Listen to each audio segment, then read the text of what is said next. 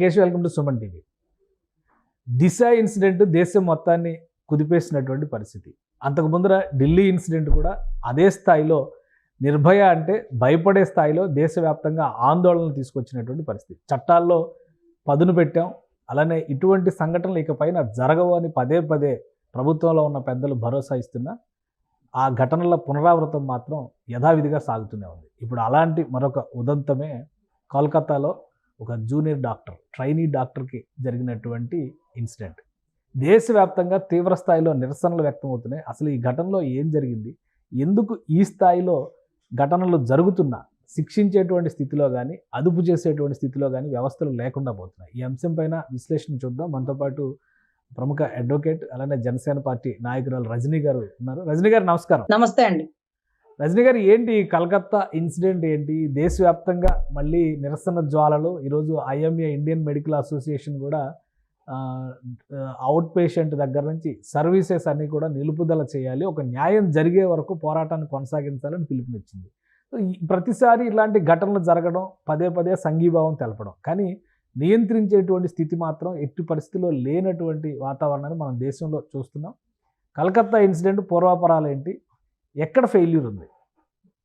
Sir, ముఖ్యంగా Calcutta incident వచ్చి ఒక ట్రైనీ డాక్టర్ ఇన్సిడెంట్ జరిగిన ప్లేసు నిర్మానుష ప్రదేశము కాదు. ఒక అమ్మాయి ఏదో తాగుతూ తూగుతూ ఒక హోటల్లోనో ఒక హబ్లోనో పడిపోయిన పరిస్థితి కాదు.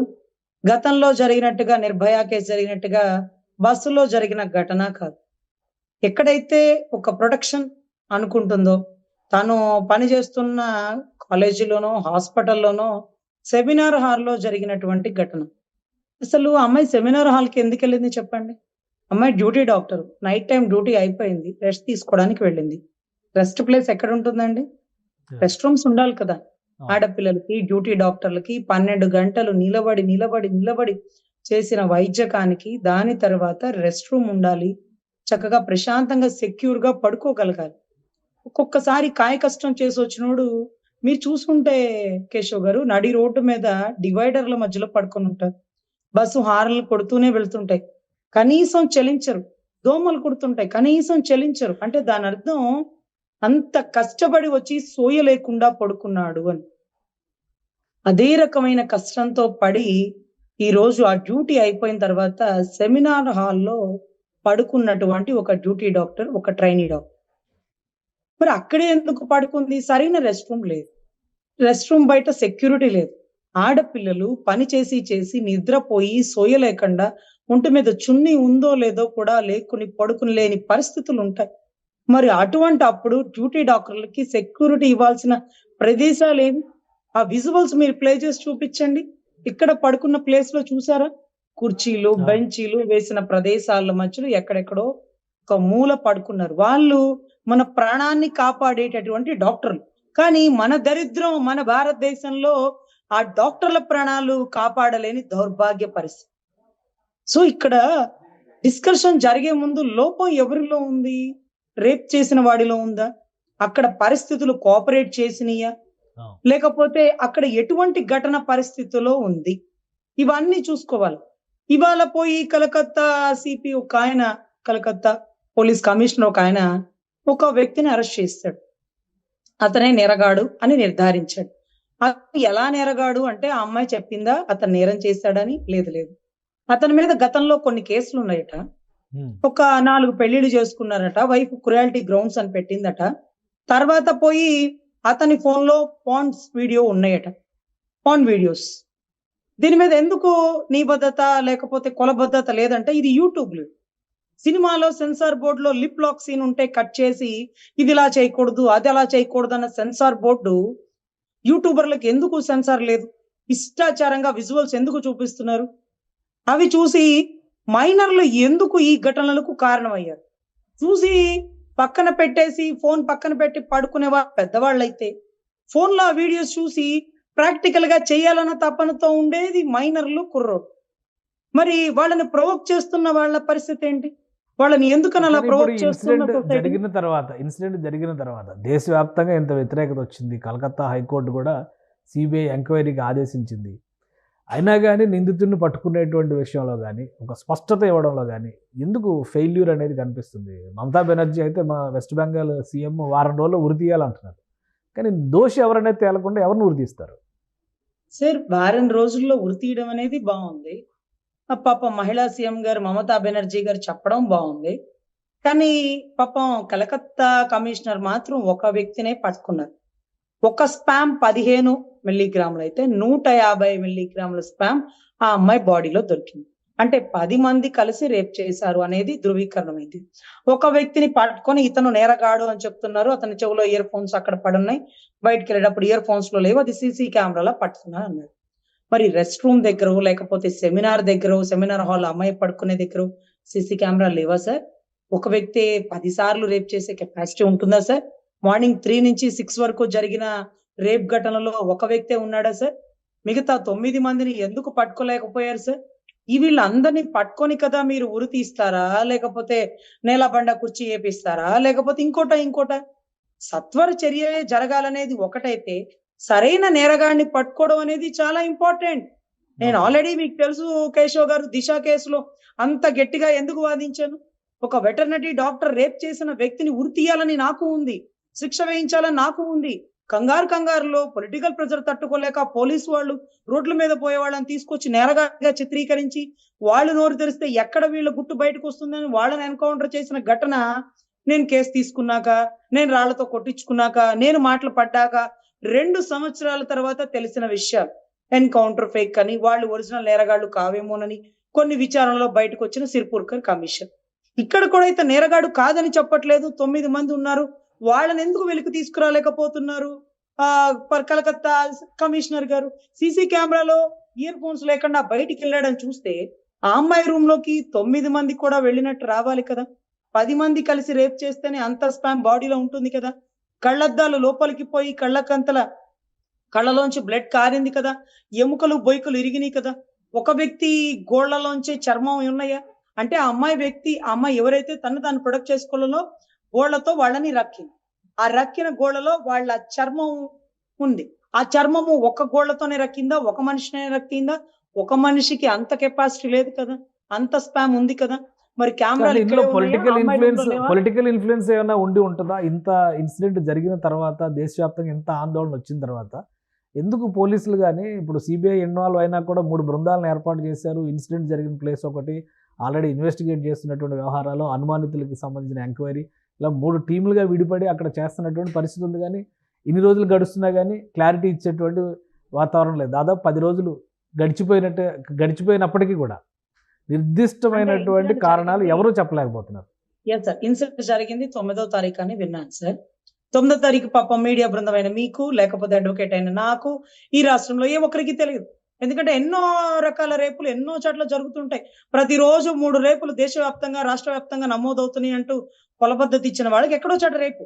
కానీ అప్పుడు ఒకడే అనుకున్నారట. తర్వాత 10 అని తెలిసిందట. మరి 10 అని తెలిసినప్పుడు 9 మందిని పట్టుకోకుండా ఒకడినే నేరగాడినిగా చూపిస్తుంటే కలకత్తా ప్రభుత్వం ఫెయిల్ అయిందా, సక్సెస్ అయిందా? సో సీసీ కెమెరాలు బయట ఉన్నప్పుడు లోపల ఎందుకు లేవు?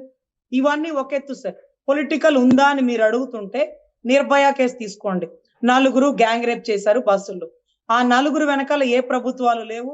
వాళ్ళు ఎవరో పోరగాళ్ళు కాబట్టి వాళ్ళు నేరగాళ్ళుగా నిరూపితమయ్యారు. 7 సంవత్సరాలు ఉరి తీయబడ్డారు. ఇంకొక 2-3 ఘటనలు చూసుకుందాం. దిశ కేసే చూసుకుందాం.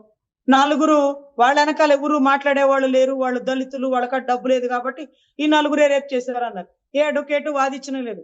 ఏదో మా బొట్టోళ్ళం వస్తే రాళ్ళేసి కొట్టారు, మేము తర్వాత నిరూపించి ఈ 4 కాదు ఒక పెద్దోడిని దాచేయడం కోసం పేదోళ్ళని బలి చేశారని ప్రూవ్ చేయడం జరిగింది. కొంత గొప్ప ఆధారాలు బయటకు వచ్చినాయి. ఇకపోతే హత్రాస్ ఘటన మీరు విన్నారా కేశవ్ గారు? Very good. ఉన్నావ ఘటనలో కులదీప్ సింగ్ అనే ఒక ఎమ్మెల్యే, అతను ఒక ఎమ్మెల్యే, 4 సార్లు గెలిచిన ఎమ్మెల్యే. పాపం 17 ఏళ్ల ఆడబిడ్డ నాకు ఉద్యోగం ఇప్పించండి, నేను కుటుంబంలో నిలబడాలని ఇంటికి వెళితే ఆ అమ్మాయిని రేప్ చేసి గ్యాంగ్ రేప్ చేశారు కొంతమంది. ఎమ్మెల్యేతో పాటు ఎమ్మెల్యే అనుచరులు, ఎమ్మెల్యే తమ్ముళ్ళు ఎవరెవరో ఉన్నారు. పాపం ఆ అమ్మాయి రేప్ చేసి ఘటనకి కారణం బయట చెప్పొద్దు అని నోట్లో గుడ్డలకి కిడ్నాప్లు చేసిన తరుణాలు కూడా మనందరం చూసాం. కానీ బయటకు వచ్చి తండ్రి కూతురు పోరాడారు. అన్యాయం జరిగింది, నన్ను రేప్ చేశారు పలానా ఎమ్మెల్యే అంటే ఎఫ్ఐఆర్ నమోదు చేయకూడదు కదా. ఎమ్మెల్యే తాలూకా వాళ్ళందరి మీద నమోదు చేశారు, కానీ ఎమ్మెల్యే చేయలే. కానీ ఎమ్మెల్యేనే చేపించాడు, ఎమ్మెల్యేనే చేశాడు. దాంట్లో అని ఆ అమ్మాయి చెప్తే ఊరుకోలేదు. పాపం వాళ్ళ నాన్నగారు నా బిడ్డకు అన్యాయం జరిగిందని పోరాడితే కస్టడీలో పెట్టి కుక్కను కొట్టినట్టు కొడితే ఒంట్లో ఎముకలు ఇరిగి కస్టోడియల్ డెత్ గురయ్యాడని పోస్ట్ మార్టం రిపోర్ట్ వచ్చేసింది. అవును. అంటే కూతురుకు జరిగిన అన్యాయాన్ని తండ్రి నిలదీసినందుకు పాపం పోలీసుల చేతిలో చచ్చిపోయాడు ఒక తండ్రి. అయినా సరే కూతురు పోరాటం ఆపల లాయర్ని పెట్టుకొని సాక్ష్యాలు తీసుకొని కోర్టుకు ప్రొడ్యూస్ చేస్తున్న టైంలో ఒక ట్రక్ లారీ ఆ కార్ని గుద్దేసింది. లాయర్ని కూడా ఎయిమ్స్ హాస్పిటల్ ఢిల్లీలో అడ్మిట్ చేశారు. ఇది ఉన్న ఘటన పాపం. తర్వాత ఆ అమ్మాయి అతి కిరాతకంగా దారుణంగా న్యాయం దొరక్క ఇంకోటి ఏవి జరిగినా ఎట్టకేలకి సిబిఐకి పెట్టాక కులదీప్ సింగ్ గారిని అరెస్ట్ చేయడం జరిగింది. సో కస్టోడియల్ డెత్ లో తన తండ్రిని చంపడానికి కారణమైన వాళ్ళలో కూడా కులదీప్ సింగ్ తమ్ముడు అరెస్ట్ అయ్యాడు. కానీ అక్కడ కూడా కులదీప్ సింగ్ ని పోలీసులు అరెస్ట్ చేయాల.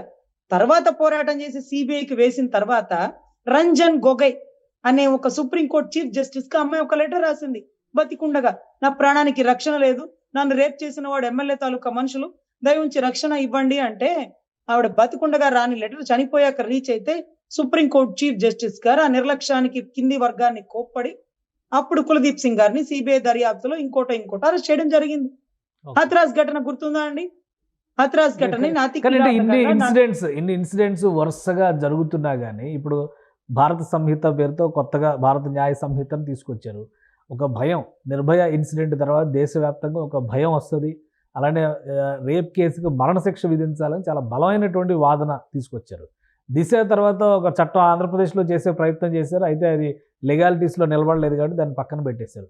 ఇప్పుడు కొత్తగా భారత న్యాయ సంహిత లాంటివి వచ్చిన తర్వాత కూడా ఈ ఇన్సిడెంట్స్ జరగడానికి లేదా ఇప్పుడు వచ్చినటువంటి కొత్త చట్టాల్లో ఇటువంటి ఇన్సిడెంట్స్ పైన ఉక్కుపాదం మోపడానికి ఏమైనా వెసులుబాట్లు ఉన్నాయా, లేదా మళ్ళీ పాత చట్టాలకే పేర్లు మార్చి కొత్తగా తీసుకొచ్చారా? ఎగ్జాక్ట్లీ కేశవ్ గారు, మీకు లీగల్ సబ్జెక్ట్ తెలియకపోయినా టక్మని చెప్పేశారు. ఇండియన్ పీనల్ కోడ్ లో ఐపీసీ 376 రేప్ కి చట్టం, 34 ఐపీసీ కామన్ ఇంటెన్షన్ తో చేశారు. అది కిరాతకంగా గాయపరిచారు 324, 326 క్రిమినల్ కాన్సిప్రసీతో చేశారు. ఇంకొక సెక్షన్ అడాట్మెంట్, ఇవన్నీ కూడా ఉండేవి. ఇప్పుడు భారతీయ సంహిత చట్టం ప్రకారం సెక్షన్ 64, 103(1) చట్టాలు మారినాయి, సెక్షన్లు మారినాయి అంతే. ఇక్కడ వెసులుబాటు ఏ చట్టంలోనైనా న్యాయశాస్త్రం అనేది రెండు వైపులా పదునున్న కత్తి. ఒకడు కాపాడడానికి ప్రయత్నిస్తాడు, ఒకడు తప్పించడానికి ప్రయత్నిస్తాడు. నా వృత్తి నేను చేస్తానంటాడు, ఆయన వృత్తి ఆయన ఇస్తాడు. ఒక నేరగాళ్ళని తీసుకొచ్చి జైల్లోంచి బెయిల్ మీద బయటకు తీసుకొచ్చి సీఎంలు చేశారా, పిఎంలు చేశారా, శాసనాలు రూపొందించే దాంట్లో నేరగాళ్ళని కూర్చోబెట్టారా? ఆ దౌర్భాగ్యం మనందరికీ పట్టిన పరిస్థితి మనం చూసాం. ఈ రోజు కూడా చట్టాల్లో సెక్షన్స్ మారినాయి. అప్పట్లో మేము చదువుకున్నప్పుడు టక్ మని తడబట్టు లేకుండా చెప్పేస్తాం. Indian penal code IPC section 307 అంటాం, అటెంప్ట్ మర్డర్ సెక్షన్ 376 అంటాం, 302 మర్డర్ సెక్షన్ అంటూ అయిపోయింది. ఇప్పుడు భారతీయ సంహిత చట్టం అంటూ మళ్ళీ ఒక్కసారి న్యాయ సంహిత అంటూ సెక్షన్స్ చూసుకొని తడబడుతూ చదవాల్సి వచ్చిన పరిస్థితే తప్ప ఏ మాత్రం మార్పు లేదండి. ఆగస్టు 9 జరిగిన ఘటన ఆగస్టు 15కి కొంత ఇన్ఫర్మేషన్ వచ్చింది. 16, 17లో కొద్ది గొప్ప బయటకు వచ్చింది. ఒకరిని పట్టుకున్నాం, మిగతా వాడిని వెరిఫై చేస్తున్నామా, లేకపోతే ఇతనే మొత్తం సారి చేశాడా? ఏం జరుగుతుంది సార్ వ్యవస్థలో? అంటే ఇన్సిడెంట్ జరిగిన తర్వాత, ఎంత వెలుగులోకి వచ్చిన తర్వాత కూడా అక్కడ ప్రైమా ఫేషియన్ దెబ్బతీయాలని, ఇన్సిడెంట్ జరిగిన ప్లేస్ను ప్రొటెక్ట్ చేయలేనటువంటి నిస్సహాయ స్థితిలో అక్కడ పోలీసు యంత్రాంగం ఉంది, 40 మంది దాడులు చేశారు, ఇవన్నీ కూడా వస్తున్నాయి సమాచారం. అంటే నిజంగా పశ్చిమ బెంగాల్లో అటువంటి, ముఖ్యంగా కలకత్తా 4 మెట్రోస్ ఇండియాలో ఉంటే అందులో కలకత్తా ఒకటి. అలాంటి మహానగరంలో కూడా మినిమం ప్రొటెక్షన్ ఇవ్వలేనటువంటి నిస్సహాయ స్థితిలో పోలీసు యంత్రాంగం ఉందా? సార్ ఒక ఆధారాలని ఎలా చెరిపేస్తారు సార్? నడి రోడ్డు మీద యాక్సిడెంట్ అయితే మీకు తెలుసో లేదో, ఒక చాక్ పీస్తో, ఒక ముగ్గుతో, ఒక బొమ్మకి ఇస్తారు. ట్రాఫిక్ డైవర్ట్ చేసి పక్కకు పవలిస్తారు. ఒక డాబా మేంచి ఒక అమ్మాయి దూకి చనిపోయింది అనుకోండి, కింద మ్యాప్ గీస్తారు. ఎందుకో మీకు తెలుసా సార్? ప్రాపర్ ఇన్వెస్టిగేషన్ రిపోర్ట్ లో ఆ అమ్మాయి వెనక నుంచి దూకిందా, 2 చేతులు పెట్టి బలంగా నెడితే ఎంత దూరంలో పడుతుందని ఒక డమ్మీ డాల్ ని పెట్టి దాన్ని కూడా నెట్టి చూస్తారు. ఇంత ఇదిగా జరుగుతున్నప్పుడు తుడిపేశారు, కడిగేశారు, పిచ్చి మాటలు. ఎవరిని రానివ్వకూడదు. పోలీస్ ప్రొటెక్షన్ పెట్టి అక్కడ ఉండి ఆ ప్లేస్ ని ప్రొటెక్ట్ చేయాలా. ఇప్పుడు ఆ అమ్మాయి రేప్ చేసిన ప్లేస్ ని కుర్చీలు పెట్టి పగలగొట్టారు, లేకపోతే ఇంకొకళ్ళు వచ్చి గాయపరిచారు. దానివల్ల కెమెరాలు పగిలిపోయినాయి. పగిలిపోవడం వల్ల ముందున్న ఎవిడెంటరీ మాకు దొరకలేదు. బయట ఉన్న కెమెరా ఎవిడెన్స్ ప్రకారం ఇతనే లోపలికి వెళ్ళాడు, ఇతను బయటకు వచ్చాక ఏదో ఇయర్ ఫోన్స్ పెట్టుకున్నాడు, అది అక్కడ దొరికింది అంటూ పిచ్చి మాటలు చెప్తున్నారు. ఆ సెమినార్ హాల్ మొత్తం ప్రొటెక్ట్ చేసేసి డోర్ లాక్ చేసేసాడు. ఓన్లీ క్లూస్ టీమ్, కుక్కల టీము, ఇంతకు మించిన టీమ్స్ ఏమైనా ఉంటే పౌడర్ చల్లి వెళ్ళాలి. ఒకళ్ళు వచ్చారా, ఆరుగురులు వచ్చారా? ఇప్పుడు చాలా మందికి డౌట్ రావాలి. డ్యూటీ దిగి వెళ్ళిందని సాటి డ్యూటీ డాక్టర్లకి తెలుస్తది. దాంట్లో ఎంతమంది జెంట్స్ ఉన్నారు? ఆ రోజు వాళ్ళు ఎక్కడెక్కడ ఉన్నారు? సీసీ కెమెరాలో వాళ్ళు కూడా అదే సెమినార్ హాల్‌కి వెళ్లి రెస్ట్ తీసుకున్నారా? ఎవడో పోలీసోడు ట్రాఫిక్ లో ఉండేవాడు వాడి అమ్మాయిని ఎత్తుకొచ్చి ఈ సెమినార్ హాల్‌లోనే ఈ టైంకే రెస్ట్ తీసుకుందని రేప్ చేశాడంటే అందరూ నమ్మాం కదా! కానీ నమ్మాలా? అది కొద్దో గొప్ప ఆధారం ఉంది కాబట్టి. But okay, done. కానీ మిగతా డ్యూటీ డాక్టర్లకే బాగా తెలుసు కదా! వాళ్ళని ఫాలో అవుతూ ఉంటారు కదా! ఇవంతా మనం హాస్పిటల్‌కి వెళ్ళినప్పుడు తెలియట్లేదా అండి? ఒక నర్స్ వచ్చి ఇంజెక్షన్ చేస్తే ఇంకో నర్స్ వచ్చి పలకరిస్తాడు. నీ డ్యూటీ ఎన్నింటికి దిగుతాను? 9కి దిగుతాను. నీది 6కి దిగుతుందంటే పక్క వాళ్ళకి తెలుసు కదా! So, Right. సాటి డ్యూటీ డాక్టర్లు కూడా ఆ అఫెన్స్‌లో పార్టిసిపేట్ చేసి ఉండవచ్చు. ఉండే అవకాశాలు ఎక్కువ. ఎక్కడో రోడ్డు మీద పోయి ట్రాఫిక్ కోడ్ గతంలో నేరాలున్నాయి. ఇన్వెస్టిగేషన్ వాడే ప్రాపర్ నేరం రూట్ లో జరగట్లేదు అంటారా? ఇన్వెస్టిగేషన్ ప్రాపర్ రూట్ 100% మీరు చెప్తున్న ప్రకారం ఎవిడెన్స్ ని పోగొట్టేస్తున్నారండి. అక్కడ వాళ్ళు దాడి చేయడం వల్ల కొంత ఎవిడెన్స్ పోతుందంటే పోనివ్వకూడదు. దానికి ఏం చెప్తారో తెలుసా? దొరికుండేది రజనీ గారు. మీరు చెప్పింది కరెక్టే. కానీ ఆ అమ్మాయికి జరిగిన అత్యాచారం తర్వాత డ్యూటీ డాక్టర్లందరూ ఆ సెమినార్ హాల్‌లో అమ్మాయిని చూసేటప్పటికి కుర్చీలు, బెంచీలు ఇసిరేయడం వల్ల కెమెరాలు పగిలిపోయి ఆధారాలు పోయినాయి అని పిచ్చి మాటలు చెప్తారు. చేయనీయకూడదు అసలు. ఇదంతా కూడా నేరాన్ని కప్పెట్టి కాపాడడం కోసం, లేకపోతే కొంతమంది డ్యూటీ డాక్టర్ల దగ్గర డబ్బులు తీసుకున్నారా? లేకపోతే వాళ్ళని ప్రొటెక్ట్ చేస్తున్నారా? మీకు అనుమానం రావట్లేదా? ఉండుంటారు. బాధ్యులు అయ్యుంటారు. ఎందుకంటే 2 సెకండ్ ఇయర్ చదువుతుందో ఆ పాప ఏదో అన్నారు. Department duty doctor. సర్వసాధారణంగా కొంతమందికి నైట్ డ్యూటీ, కొంతమందికి డే డ్యూటీ వేస్తారు. ఒక్కొక్కసారి పనిష్మెంట్‌కి నైట్ డ్యూటీ వేస్తారు. సో, ఈ అమ్మాయి పనిష్మెంట్‌కి గురైందా? లేకపోతే హెచ్ఓడితో ఈ అమ్మాయికి ఏమన్నా గలాటాలున్నాయా? లేకపోతే ఈ అమ్మాయి ఎవరెవరికి శత్రుత్వం ఉంది? ఈ అమ్మాయి ఫోన్ రికార్డ్ ఇవన్నీ కూడా ఎవిడెంటరీ పార్ట్‌గా తీసుకోవాలా. మరి ఇంత తీసుకొని ఎంక్వైరీ ప్రాపర్ జరగాల్సినటువంటి ఇన్వెస్టిగేషన్ చేయాలా. అవసరం ఉన్న చోట ప్రభుత్వ యంత్రాంగం ఏది వెలికి తీయలేనటువంటి పరిస్థితిలో ఉంది. సిబిఐ కేసు ఇచ్చిన వెంటనే మమతా బెనర్జీ గారు వారం రోజుల్లో ఉరి తీయాలంటున్నారు. ఇది చట్ట ప్రకారం పాసిబుల్ అయ్యేటువంటి డిమాండేనా? సార్ బావుంటుంది. అంటే వారం రోజుల్లో ఉరి తీయాలంటే మమతా బెనర్జీ గారు అరబ్ కంట్రీలో పుట్టాలి. భారతీయ శిక్షా స్మృతి ప్రకారం ఆవిడ సీఎం అవుతుందేమో ఒక రాష్ట్రానికి గాని, ఒక దేశానికి పీఎం అయినా సరే, ఈ చట్టాన్ని ఈ మాదిరిగా మార్చే అవకాశాలు ఏ ఒక్కరికి లేవు. అరబ్ కంట్రీలకి, భారతదేశానికి ఉండేటటువంటి తేడాలు కొన్ని ఉంటాయి. 21 రోజుల్లో ఉరి తీసేయండి అంటూ మా మా సీఎం గారు చెప్తే పిచ్చి మాట. క్లూస్ టీము లేకపోతే కొంత రిపోర్ట్స్ ఇవన్నీ కూడా రావడానికి 21 రోజులు సరిపోవు. అదే రకంగా ఉరి తీసేసుంటే ఆయేషా మీరా హత్య కేసులో సత్యం బాబు పాపం చచ్చిపోయి ఇప్పటికి చాలా సంవత్సరాలు ఉండేవి. కొంత అవకాశం కోర్టు వారికి కూడా కల్పించాలా. నేరగాడి విషయం కూడా వినాలా. వాడు చెప్తాడు కదా! ఇప్పుడు నేరగాడు ఒప్పుకున్నాడంట. అదేంటో చెప్తున్నారు. అదేంటి? నేనే చేశాను. ఉరి తీసేయమన్నాడంట నేరగాడు. అప్పుడు కూడా అదే చెప్పారండి. ఏ నేరగాడైనా నేనే చంపాను ఉరి తీయమంటాడు. ఎందుకో తెలుసా? 4 గోడల మధ్య పెట్టి కొడితే ఏ ఒక్కడైనా ఇదే చెప్తాడు. నేరగాడు తనంతట తాను నేరం ఒప్పుకున్నప్పటికీ అది నేరంగా పరిగణించబడదు Right. అనేది మా రాజ్యాంగంలో రాసుంది సార్. Right. సో అంటే వాడు ఇప్పుడు ఒప్పుకున్నాడు. సిబిఐ ఎంక్వైరీలో ఎంతవరకు అవకాశాలు ఉన్నాయి వీలైనంత తొందరగా ఈ కేసు సాల్వ్ అవడానికి? అలానే ముఖ్యంగా ఇప్పుడు డాక్టర్స్ చేస్తున్నటువంటి యాజిటేషన్, కనీస భద్రత లేని చోట మేము పని చేస్తున్నాం అనడానికి ఇది ఒక ఉదాహరణ ఈ ఇన్సిడెంట్ అని చెప్తున్నారు. దీనికి తీసుకోవాల్సిన జాగ్రత్తలు ఏంటి? 100% దేశవ్యాప్తంగా తీసుకోవాల్సిన జాగ్రత్తలు. నిర్భయ ఢిల్లీలో జరిగింది. హథ్రాస్ ఘటన యూపీలో జరిగింది. లేకపోతే ఉన్నావ ఘటన ఇంకొక రాష్ట్రంలో జరిగింది. పాపం దిశ ఘటన తెలంగాణలో జరిగింది. ఇంకొక ఘటన ఆంధ్ర రాష్ట్రంలో జరిగింది. పిచ్చి మాటలు. దేశవ్యాప్తంగా తీసుకోవాల్సిన చట్టాలు బలంగా ఉండాలి. ఈ రోజు సుప్రీంకోర్టు వారి ఇచ్చిన దాని ప్రకారం 7 సంవత్సరాలు నిర్భయ కేసులో ఒకళ్ళని కూర్చోబెట్టి మేపి తర్వాత ఉరి తీయడం జరిగింది. సత్వర విచారణ చేయాలి. క్లూస్ టీమ్ కొంత ఇన్ఫర్మేషన్ కి సంబంధించినటువంటి కొన్ని పరిశీలన విభాగాలు, శాఖలు ఉండాల. ఈ రోజు కొన్ని రిపోర్ట్లు తీసుకోవాలంటే ఢిల్లీకో, పూణేకో, బాంబేకో పోవాల్సిందే. అది ఆంధ్ర రాష్ట్రంలో లేవు. డిఎన్ఏ రిపోర్ట్‌లో లేకపోతే ఇంకొక స్పాన్‌కి సంబంధించిన రిపోర్ట్‌లో ఇప్పుడు 150 మిల్లీగ్రాముల లోపల స్పాన్ ఉందని డిసైడ్ అయ్యింది. ఎముకలు మోచేతులు విరిగిపోయినాయండి. విజీనా మీద బ్లడ్ బ్లీడింగ్ అయింది. ఒక వ్యక్తి ఒక అమ్మాయిని రేప్ చేస్తే ఎంత కిరాతకంగా రేప్ చేసినా అలా జరగదు అని ఎంబీబీఎస్ చదువుకున్న ఏ డాక్టర్ అయినా చెప్పగలుగుతారు. కానీ అంత దారుణంగా జరిగిందని ఆగస్టు 9న ఈ కేసు దర్యాప్తులోకి వచ్చాక మీకు తెలియలేదా సార్? వెజీనా బ్లీడింగ్ అయిపోతుంది. కళ్ళలో గంతలు కట్టో లేకపోతే ఆ అమ్మాయి కళ్ళలో కళ్ళ జోడు ఇరిగి పెంకులు వచ్చి రక్తం కారుతుంటే బలంగా ఒకడు దానికి కొడితే ఎముకలు ఇరిగిపోతే లేకపోతే ఇంకొక దారుణమైన పంటి ఘాట్లు ఉంటే గోల్డ్ ఘాట్లు వీడే, పంటి ఘాట్లు ఎవరు కనుక్కోవాలి కదా సార్. రైట్. అసలు ఇంత దారుణంగా జరిగితే ఇన్ని రోజులకి వెలుగులోకి రావడం ఒక దౌర్భాగ్యం. దీని గురించి మీడియాలో చర్చించుకోవడానికి ఇంత సమయం తీసుకోవడం ఇంకొక దౌర్భాగ్యం. హత్రాస్ ఘటన జరిగినప్పుడు తల్లిదండ్రుల ముందే బాడీని తగలబెట్టిన ఉత్తరప్రదేశ్ లో ఆవులకి రక్షణ ఇచ్చారు, కానీ ఆడబిడ్డలకి రక్షణ లేదు పాపం. తల్లిదండ్రులకు బాడీ కూడా ఇవ్వలేం. మరి వారిని ఊరు తీసేసాం, వారిని చంపేసాం, ఇంకోటో పోస్ట్ మార్టం వాళ్లే చెప్పిందా, ఇంకోటి చేయించుకుంటారేమో తల్లిదండ్రులు. గవర్నమెంట్ హాస్పిటల్లోనే రక్షణ లేకపోతే ప్రైవేట్ హాస్పిటల్లో కమర్షియల్ గా ఇంకెక్కడ ఉంటది రక్షణ? సో ఇటువంటి పరిస్థితుల్లో భారతదేశ చట్టాలు బలంగా ఉండాలి. తప్పు చేసినోడు ఎమ్మెల్యే తాలూకు అయినా, ఎమ్మెల్యే కొడుకైనా ఊరు తీసి పక్కన పడేయాలి. దీనికి కొంత నెల, 2 నెలల, 6 నెలల మినిమం టైం పెట్టుకోవాలి. 21 రోజుల్లో ఉరి తీయమని మా పిచ్చి రాష్ట్ర సీఎం ఒకటి మాట్లాడినట్టుగా, వారంలో ఉరి తీస్తామని ఆవిడ చెప్పినట్టుగా ఇతనే చేశాడు. మిగతా 9 మందిని కూడా కనుక్కోండి. ఇతను ఉరి తీసేస్తే మిగతా 9 పేర్లు రావా? ఒకడే 10 సార్లు 15 సార్లు రేప్ చేసే అవకాశం ఉందా? ఇవన్నీ కూడా వెలికి తీయాలి సార్. ఆడబిడ్డలకి రక్షణ కల్పించాలి.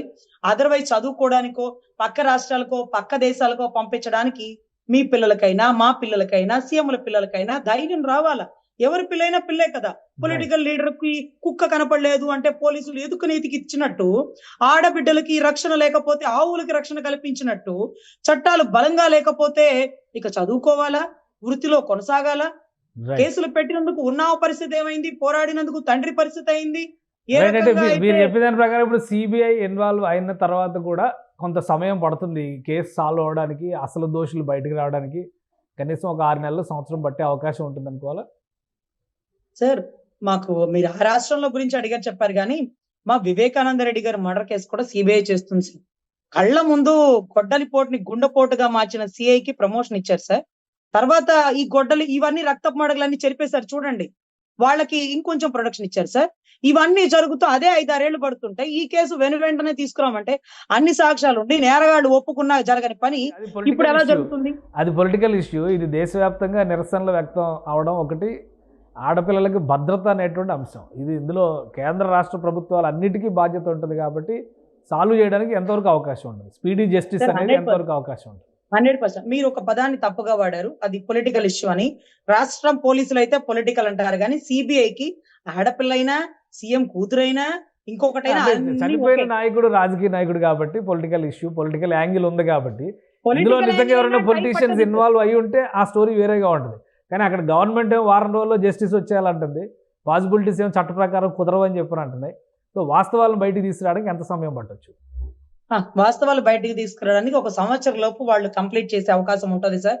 అలా కంప్లీట్ చేస్తే తప్ప సరైన ఆధారాలు బయటికి రావు. మినిమం 6 మంత్స్, మాక్సిమం 1 year లోపల వాళ్ళనే కాదు మిగతా వాళ్ళని కూడా పట్టుకొని అసలైన నేరగాళ్ళని పట్టుకొని, అసలైన నేరగాళ్ళు, ఇది ఇంపార్టెంట్ పాయింట్ సార్, పట్టుకొని ఉరి తీయాలి. అది చట్ట ప్రకారం చేయాలని మా ఉద్దేశం. రైట్. థ్యాంక్ యూ రజనీ గారు, మీ అభిప్రాయాలు తెలియజేస్తుంది. ఇది కోల్కతాలో జరిగినటువంటి ఇన్సిడెంట్ ఖచ్చితంగా భారతదేశానికి ఇది మాయని మచ్చగా చెప్పాల్సినటువంటి ఇన్సిడెంట్. డ్యూటీలో ఉన్నటువంటి ఒక డాక్టర్ పట్ల అమానుషంగా జరిగినటువంటి ఘటన పైన ఇంతవరకు క్లారిటీ ఇవ్వలేని నిస్సహాయ స్థితిలో ఉన్నందుకు కోల్కతా పోలీసులే కాదు ప్రభుత్వ యంత్రాంగం కూడా సిగ్గుపడాల్సినటువంటి సందర్భం.